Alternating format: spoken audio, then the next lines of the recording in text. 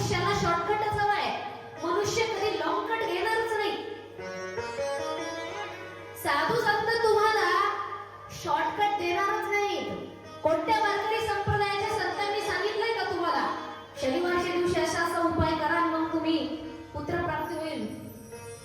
संत तुकाराम महाराज सांगतात, पावसाने जर मुलं झाले असते तर पती करण्याची गरज लागली असती का?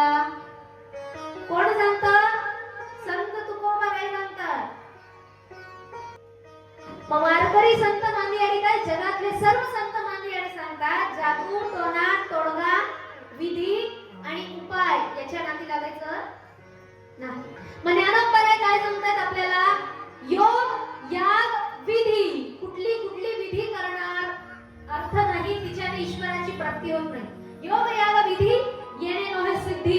तिच्याने कोणत्याच प्रकारची सिद्धी प्राप्त होणार नाही. वायाची उपाधी